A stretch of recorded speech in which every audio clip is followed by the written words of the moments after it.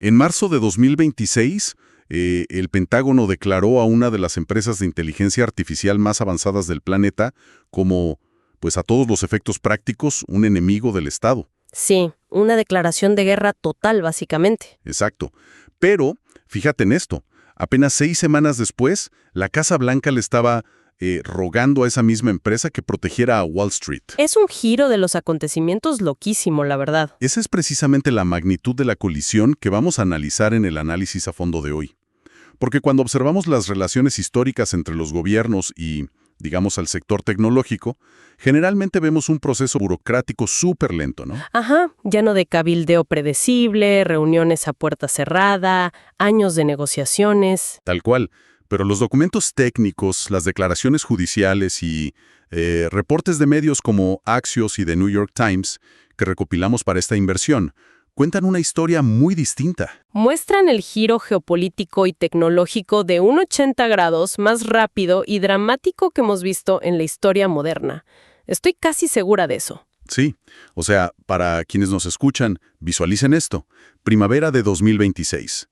A principios de marzo, el Departamento de Defensa coloca a la empresa Anthropic en una lista negra nacional. Y no cualquier lista, les asignan la etiqueta específica de riesgo para la cadena de suministro. Que suena fatal.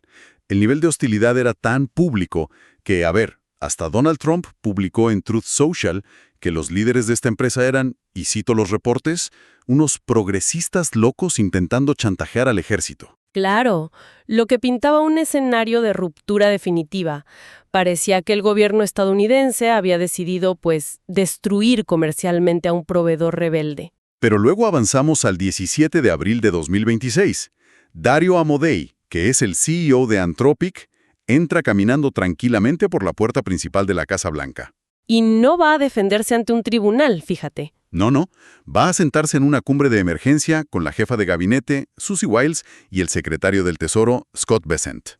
Una reunión que luego el comunicado oficial llamaría altamente productiva y constructiva. Ok, vamos a desempacar esto, porque la misión de nuestro episodio, de nuestro análisis de hoy, es entender la mecánica exacta de lo que ocurrió en ese mes y medio. Es la gran pregunta. ¿Cómo es que el mismo aparato estatal que intentó asfixiarlos financieramente termina cediendo ante ellos en el despacho Oval? Y es crucial subrayar para nuestra audiencia que nuestro propósito aquí no es validar posturas políticas, ni de un lado ni del otro.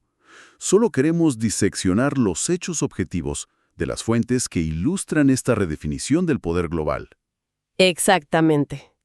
Y para entender esta reconciliación, primero hay que entender por qué se declaró la guerra. Porque el choque no fue por un software defectuoso o algo así. No fue un sobrecosto en el presupuesto ni nada por el estilo, ¿verdad? Para nada. La ruptura de marzo fue esencialmente una batalla sobre principios éticos, sobre quién tiene la autoridad moral para poner el dedo en el gatillo digital. Ajá.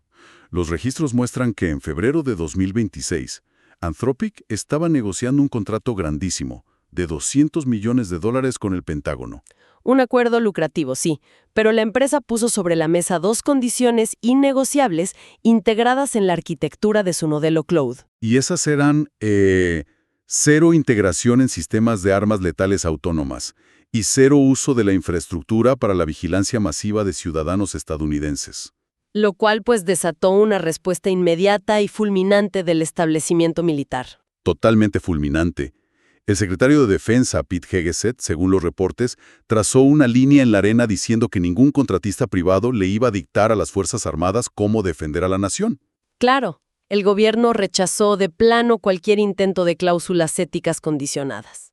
Y al no lograr la sumisión de la empresa, el 5 de marzo activan esta designación de riesgo para la cadena de suministro. Y lo fascinante aquí es el peso destructivo de esa etiqueta, ¿no? Porque no es solo un regaño público. No, para nada.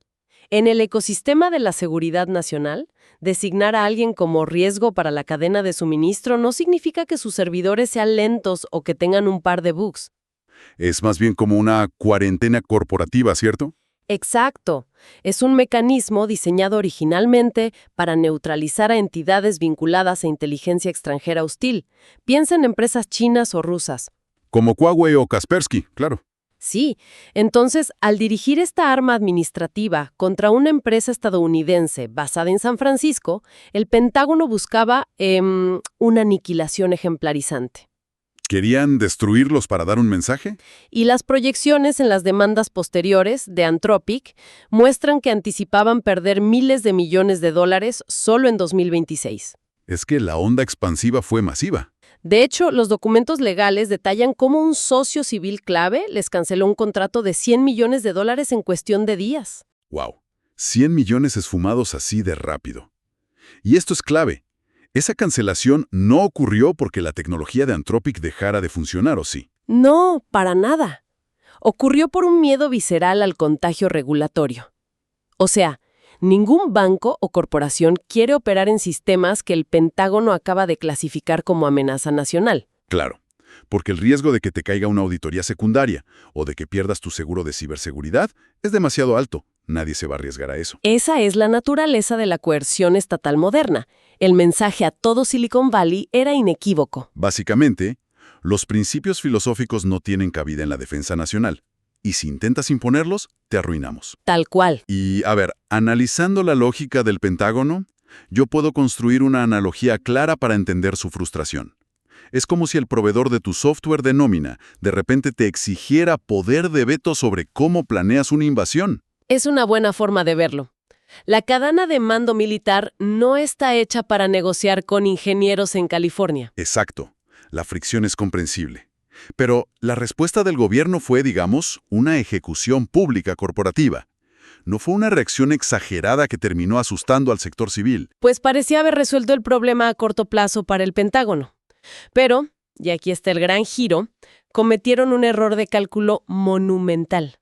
Ignoraron la velocidad de desarrollo del código. Pensaron que habían ganado la guerra. Sí, pero apenas un mes después, la tecnología misma los obligó a retroceder. Y aquí pasamos de un colapso financiero a que la empresa tuviera la sartén por el mango. Aquí es donde se pone realmente interesante, porque el catalizador de este cambio de poder no fue que ganaran en la corte, sino un salto tecnológico absurdo. El 7 de abril de 2026, Anthropic presenta Claude Mythos. Así es. Y los manuales técnicos demuestran que Mythos no era una simple mejora de velocidad o más memoria. Fue un salto hacia la inteligencia artificial verdaderamente agéntica. Y este concepto, la IA agéntica, es la clave de toda esta crisis. A ver, expliquemos esto un poco para quienes nos escuchan, porque hasta ese momento los modelos funcionaban de forma reactiva, ¿no? Exacto. Tú como usuario le pedías algo al modelo, y el modelo generaba una respuesta de texto o un bloque de código estático, y ya, ahí terminaba su trabajo. Pero la arquitectura agéntica de Mythos cambia esa dinámica por completo. Funciona mediante bucles de retroalimentación continua. En la práctica, esto significa que el modelo recibe un objetivo general. Digamos, encuentra una vulnerabilidad. Y él mismo escribe el código de ataque, lo lanza, observa por qué falló y reescribe su propio código basándose en ese error.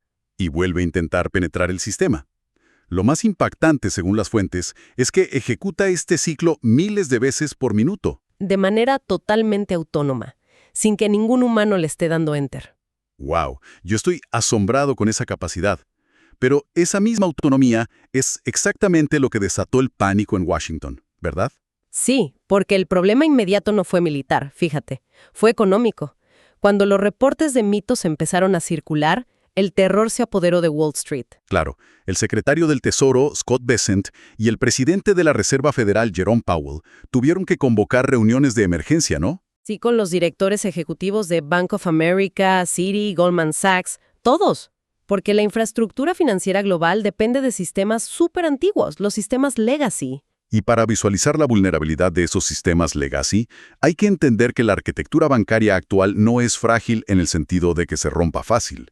Son como inmensas bóvedas de acero blindadas. Exacto, bóvedas gigantescas. Pero están protegidas por cerraduras mecánicas complejas que no han cambiado en 40 años. Un modelo de IA tradicional simplemente no sabe cómo interactuar con esas cerraduras. Pero un sistema agéntico como Mythos actúa como un cerrajero digital hiperinteligente. Puede probar 1 millón de variaciones de llaves por segundo y aprender de la resistencia de cada giro. Y los bancos no tienen el monitoreo dinámico necesario para detectar y detener a un agente que está mutando sus ataques en tiempo real. Es un terror absoluto para el sector financiero. Y ese pánico creó un callejón sin salida político monumental. De repente, el Tesoro necesitaba integrar esta tecnología urgentemente para auditar las redes bancarias. Claro, antes de que algún país rival pudiera replicar esa capacidad agéntica. Pero, ¡oh sorpresa!, se encontraron con un muro legal enorme. El Pentágono. Exacto. El Pentágono acababa de clasificar a la única empresa capaz de proveer ese escudo como una amenaza nacional. Es una ironía tremenda. El gobierno no quería condiciones éticas, pero cuando vieron la capacidad de mitos para cazar vulnerabilidades, pasaron de castigarlos a rogar por estar en su lista de clientes. Y si conectamos esto con el panorama general, la geopolítica de la inteligencia artificial es clarísima aquí. Axios cita a un alto funcionario admitiendo que pelear por orgullo militar y privar a Estados Unidos de esta tecnología sería un regalo para China. No se podían permitir ese lujo estratégico, y ese pragmatismo forzado nos lleva a la famosa reunión del 17 de abril. La cumbre de la reconciliación. Sí, y los detalles logísticos de esa cumbre te dicen exactamente quién ganó la pulseada. El Pentágono, la institución que inició el boicot, fue excluido de la mesa en la Casa Blanca. Se quedaron fuera. La reunión se centró en la jefa de gabinete, el Departamento del Tesoro y Anthropic, y lograron un acuerdo bastante complejo, un sí, pero no. A ver, desglosémoslo. Anthropic accedió a usar Mythos para auditar vulnerabilidades financieras y colaborar con la agencia de ciberseguridad CISA. Sí, y con el Departamento de Estado, pero, y aquí está el triunfo de la empresa, mantuvieron intacta su restricción original. 0 uso en misiles o armas letales con el Pentágono. Exactamente. Durante décadas la dinámica era muy rígida. Los contratistas fabrican las armas y el gobierno tiene el control absoluto de las reglas de uso. Pero lo que vimos en esa mesa fue una inversión histórica de roles. La corporación forjó un escudo imprescindible, y es la corporación la que le dicta al gobierno federal cómo y dónde usarlo. Y la palanca que usaron para esto fue brillante. Crearon escasez artificial a través del proyecto Glasswing. Ah, sí, hablemos de eso, porque ante el peligro de un modelo tan poderoso, no lo lanzaron al público en general, ¿verdad? No, limitaron el acceso exclusivamente a 40 organizaciones de élite a nivel mundial, solo para auditorías de seguridad controladas. Al restringir el suministro, básicamente forzaron al gobierno a exigir entrar a ese grupo, no como la autoridad suprema, sino como un cliente desesperado. Organizaciones subraya el núcleo del problema con la IA moderna. El dilema del uso dual. Que es un concepto aterrador si lo piensas. Lo es, porque la misma red algorítmica que le permite a Mythos auditar una red eléctrica, encontrar una falla y parcharla antes de un ciberataque extranjero, Es la misma arquitectura que alguien malintencionado usaría para infiltrar una planta química y desactivar sus sistemas de refrigeración, ¿no? exactamente.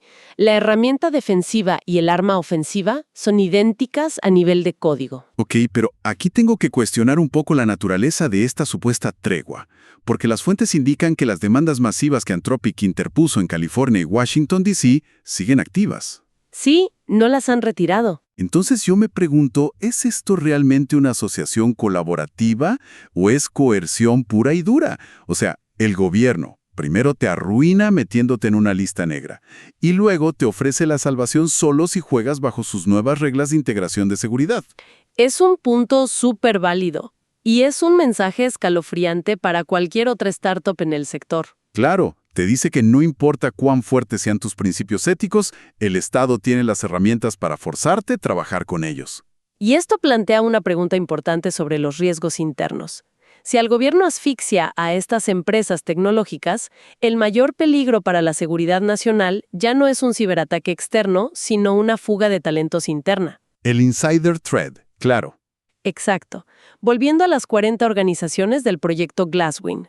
Las fuentes de inteligencia advierten sobre el riesgo de que se filtren los pesos del modelo. A ver, explícanos qué significa eso en la práctica. Significa que si un solo ingeniero de alto nivel dentro de alguna de esas empresas siente que los principios de su compañía fueron secuestrados por el gobierno, Por algún tipo de activismo ético, digamos. sí, por motivos ideológicos, y decide publicar el código fuente de mitos en foros abiertos en Internet, las consecuencias serían irreparables. Los analistas en las fuentes dicen que hoy en día, filtrar un modelo agéntico es el equivalente a tener una bomba atómica cuyo código fuente está en un USB. Es una fragilidad técnica extrema. A esto le están llamando seguridad de nivel de peso atómico. Es un paradigma totalmente distinto al del siglo XX, ¿verdad? Totalmente. Antes, la defensa estratégica requería activos físicos inmensos, silos de misiles subterráneos, instalaciones de uranio, divisiones enteras de guardias armadas. La disuasión era algo material que podías tocar y ver.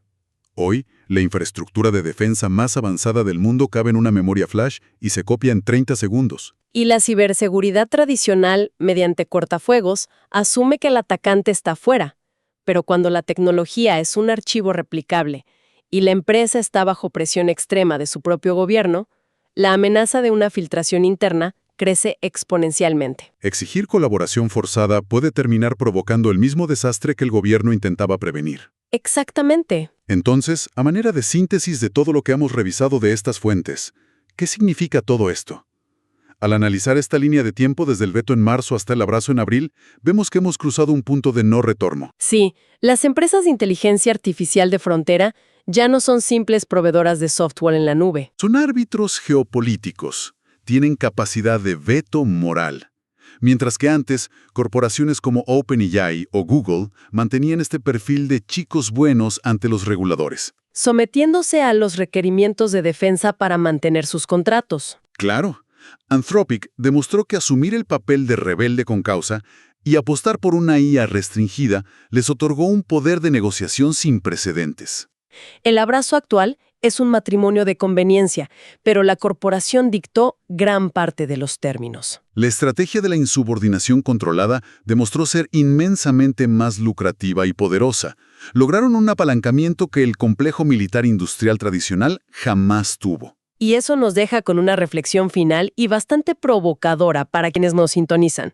Algo que va mucho más allá de las noticias de tecnología. Ajá. Hemos visto cómo una sola empresa privada logró forzar a la superpotencia militar más grande del mundo a sentarse a la mesa y adaptar sus reglas. En cuestión de 6 semanas, además. Así es.